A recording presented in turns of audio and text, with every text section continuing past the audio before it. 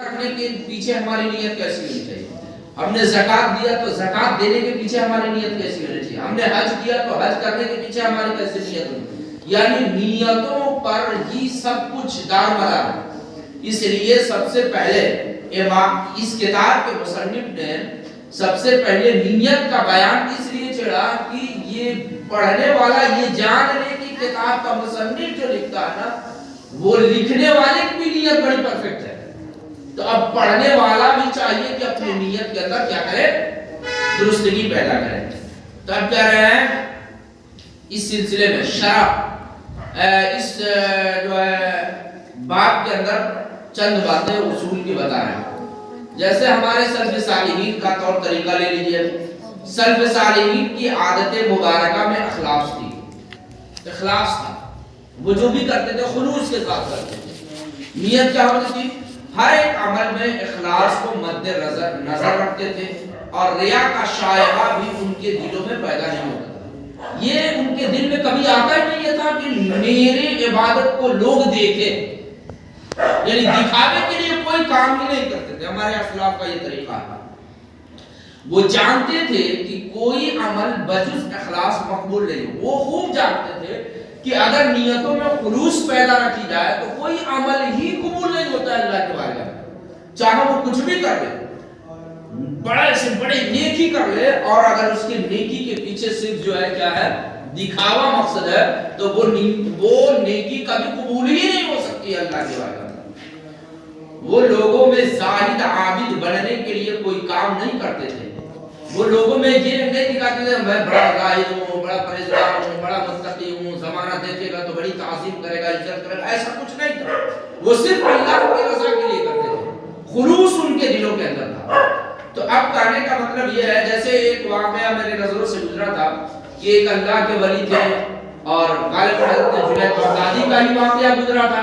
حضرت جنید بغدادی رضی اللہ تعالیٰ عنہ کے بارے میں یہ بڑا مشہور ہو گیا کہ وہ آ رہے ہیں، اللہ کے ولی آ رہے ہیں، بڑے اللہ کے برگزیدہ بندے آ رہے ہیں، لوگوں تعظیم کے لیے، اکرام کے لیے، ان کی عزت کے لیے تم لوگ جو ہے کھڑے ہو جانا، احترام کرنا، سارے آداب سکھائے جا رہے ہیں۔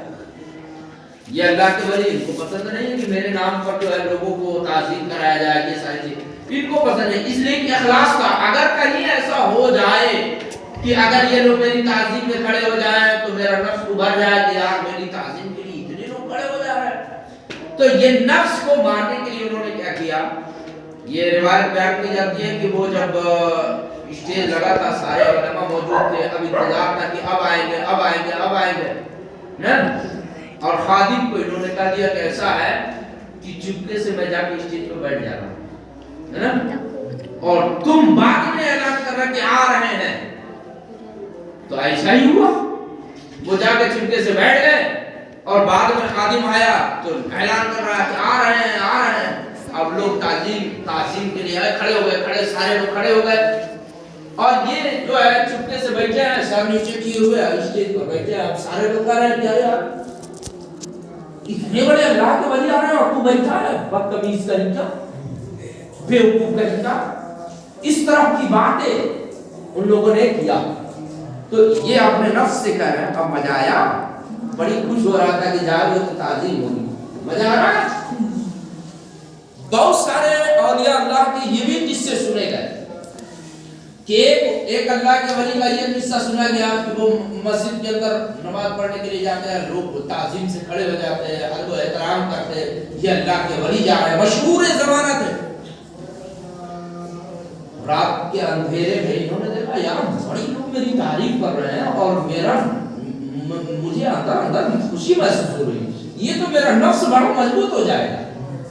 انہوں نے اس کو کہا کہ رک تیرا علاج کرتا ہوں۔ رات کا اندھیرا ہے، لائٹ وغیرہ کم تھا، بہت مسجد کا دکھائی نہیں دے رہا، ٹھنڈی کا زمانہ تھا، لوگ بیٹھے تھے، یہ گئے چپکے سے بیٹھے، کسی کا چادر کھینچ کے اور کیا اوڑھ لی۔